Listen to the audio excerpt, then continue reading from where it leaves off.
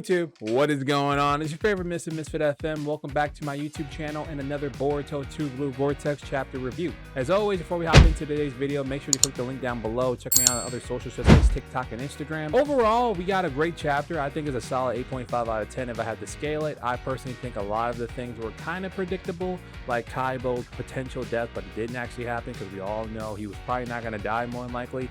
But they definitely teased it a lot though. On top of that, we got Boruto doing some aura farming things. I'll talk about that more in depth a little bit later in the video. On top of seeing Mamamushi's clones getting more and more dynamic, really not dynamic in the way of being more stupid, but dynamic in the way of what they're willing to do as they get more and more stupid. Among that, we also got to highlight some things as well with Sarada. Mangekyo Sharingan, would love to see it, but also the cons that happens when you have a Mangekyo Sharingan. I love to see that being brought back into the fold of the Boruto Naruto universe, but obviously there's a negative to that, and that's going to be something that I will definitely touch on as well. Overall, I just really like this chapter. It set up a lot of the premise for what we're going to see next month, obviously with this whole bait and switch idea that Shikamaru was kind of planning for, with using Ada to kind of bring all the clones in. So really excited to see how this plan goes to fruition. Again, I'm really am concerned about a few things that will lead to some character potentials, maybe getting injured or maybe worse, death, blindness. Yes, I'm talking about blindness, but let's just hop into it. Just talk about Sarada first. I feel like she's the core of this chapter to me. I know we could talk about Kabo and what he will do. We'll talk about him, but Sarada is the core of this chapter to me. Sarada is the core just because of the fact that, one, I'm a big Uchiha fan. Obviously, Misfit Sasuke in my name, one of my names on social media, but also just because I love Sarada. I love the Mangekyo Sharingan. It's one of my favorite dojutsus, favorite abilities in all of anime, realistically. So anytime I get an opportunity to kind of decipher it and give my thoughts on it, I always got to give you the latest. In this chapter, we got to see more Sarada using her Mangekyo Sharingan ability, which is a really great black hole concept that I love. And every time I get to see it and get to learn more about the dynamic of how she can use it, and in this case, we learned that she can only really pull those gravitational pull moves to those opponents specifically. She only pull those people towards them if she can see them visually, which is a cool, really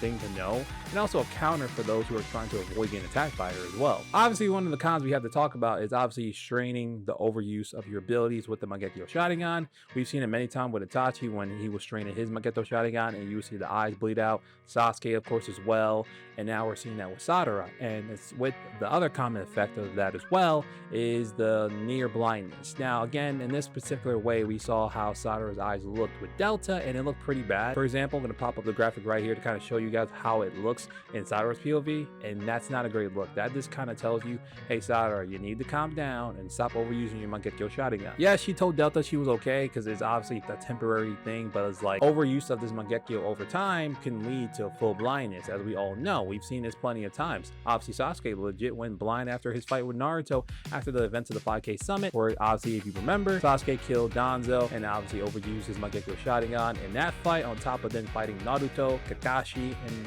kind of Sakura too, but she was just trying to go for the one-hit kill with the poison, kunai. Either way, this leads now us to the question, okay, so what is our scenarios here for in the event that Sarada were to lose her vision? Well, with the advancement of ninja technology now and a lot of other variables you have to consider, there may be some other routes outside of just eye transplants. I know eye transplants kind of the main one that a lot of people land more into the camp of, and I get it, I understand it, but here's the problem. We don't know where Sasuke is, and the likelihood of Sasuke giving up his eyes for his daughter, which obviously he would, that's his daughter, he would do that, but the likelihood of that happening, I don't know if they're gonna make it that pathway and then, hey, boom, internal Mangekyo Sharingan, or maybe they reach out to someone like an Orochimaru who might have a very unique supply of Sharingans, because why wouldn't he have that? Orochimaru is not someone who wouldn't have other experimentations he's still working on, and we are aware of it, but we just let him slide because, he does so many good things for us and all that fun jazz. Another factor you consider as well is the Shin Uchiha clones as well. Maybe one of their dead bodies, or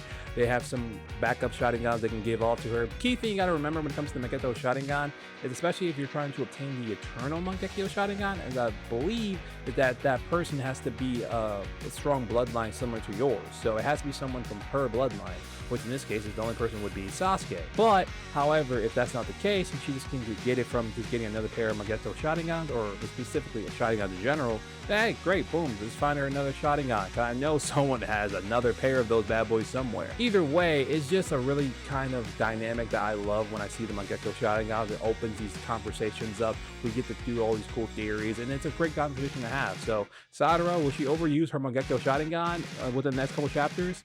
Maybe, because knowing her and knowing these clones and how much her Mangekyo Sharingan ability can really be a big factor on the battlefield is great. But overusing this after a period of time, even we can all tell that this might end up biting her in the back in a way big way. And this kind of all goes back to that point I remember Sasuke was making. I forget if he made this in 2.4 Vortex or during the later parts of the first manga, but he kind of highlighted how like Sarada will play an important role on top of Boruto and kind of protecting the future from future events, and we're gonna need her. And if she doesn't have her Mangekyo Sharingan, she goes full blind. Well, that kind of puts a damper in our plans. But then if she does go full blind and somehow awakens the internal Mangekyo, then bro, the doors are open for a lot of potential, man. And again, I still need to see a Susanoo for Sarada. I just want to know what color they're gonna give her. Like, I'm just really curious on the color, you know. Moving on, hey, we gotta talk about it. Kabo did not die. Anyone who thought he was gonna die, congratulations. Let's give you some claps, because that was not gonna happen. Really think about the idea of letting someone who is a very high and powerful political aide, that it literally works with the Daimyo, controls majority of the Land of Fire, well, all the Land of Fire, not all the majority of it, but all of it. And watching him die and in the village of already under a lot of accusations of working with rogues, you really think that the Daimyo won't just put his foot down and be like, yeah, we're taking over all this, you know? Oh yeah, you took care of the clones, great, but yeah, you don't control this no more, we do. Oh, we gotta arrest him 100%. Arrest Boruto, get this a wrap.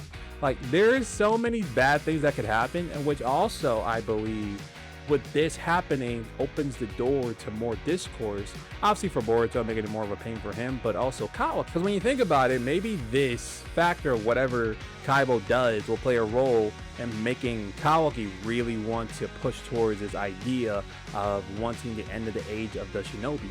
And hell, look, Kaijin Koji is making it very apparent that he wanted Kaibo dead. Again, maybe Kaijin knows something and saw something that makes a factor like, hey, if we don't kill this guy now, this is going to be a problem in the future, which again, he most likely will. But maybe he's seeing more than just a problem in the future. Maybe he's a factor that if we got rid of him now, it would help us in a big way. But we just don't know it because we can't be told future events, because then it kind of changes up everything. Either way, Kaibo dying, anyone thought that was going to happen? That was just like, dude, don't think about that. I mean, Inojin was put in a tough spot, and the only reason why he was kicked out of that jutsu is because Kaiju kicked him out of it. And because again, Kaiju really wanted him dead. And this whole idea of making tough choices is always going to be a recurring theme in this manga, especially. You know, we're going to see some darker things, some darker themes I know that they want to explore. So maybe as after the events of this clone attack on the village, we start to explore more of those darker themes, really seeing what the lengths as shinobi we are willing to do for the greater good. Because we've always seen that before back in the OG days of Naruto, when it was really just like, I mean, look, bro, we really sent kids to a forest to die just so they can get promoted to tuning, bro. Like, the tuning exams back in the OG days, like, in comparison to now, light work.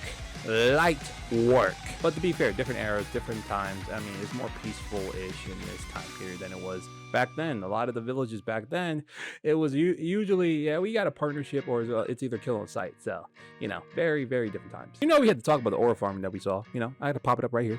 Right there, a little image of Boruto. You know, aura farming is always saving Kaibo. You know, before we got out this segment, because Boruto is just like that.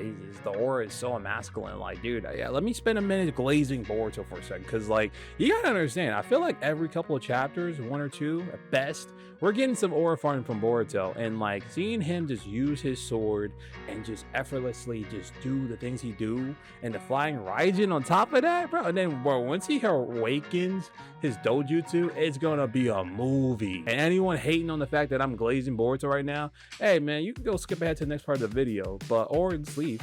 You know what I'm saying? Just leave. But no, don't leave. Come back. Nah, in all seriousness, look, I really do enjoy seeing Boruto do these cool things like that because it gives me more reason as to why he's like that. On top of that, it's just Boruto being Boruto. So anyone that's like hating on that, like, dude, I bet you if this was freaking like Naruto doing it, you wouldn't hate as much. But it's Boruto, you want to hate on Boruto because you just, for some reason, you don't even have a reason. Exactly. Other notable moments, if you wanted to kind of dive into the last part of this video, I would have to say shout out to obviously Chojo and the group for holding down, doing their fair share. We got a little mini Kaoki appearance, kind of handling his side of the field well.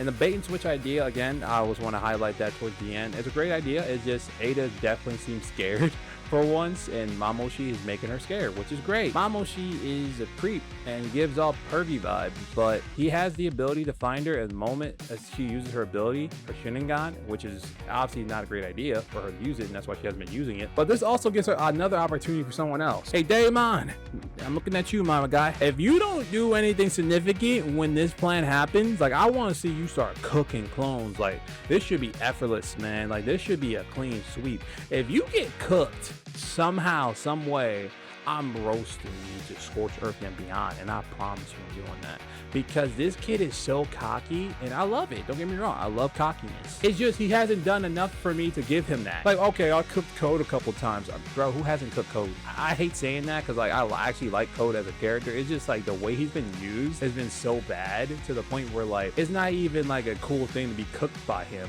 or to have someone get cooked by him. Like, it's just like he's just used as that beat up character. Like, bro, like, I don't care. Daemon, personally, again, I just need to see him actually in a physical fight against someone. Again, Mamoshi isn't like one of the top of the Senju, but like he's definitely still a Senju at the end of the day. So like, show me something outside of your reflecting ability, your speed. Like, you got other stuff under your tricks of hats. Like, show me something. Let me know you guys' thoughts on anything I talked about today. Obviously with Daemon, Boruto, Sarada, Kaibo, Shikamaru. I know I didn't throw Asai and all that stuff out, but it's like there's little things that I was like, I don't really want to highlight that stuff. It's not that deep, but maybe in a future video I will. So thank you guys so much for watching today's YouTube video. I hope you're having a great rest of your Friday or Saturday if you're watching this in the weekend. Enjoy the rest of your weekend. You'll see me back here next week with another amazing video. Peace, love, bye.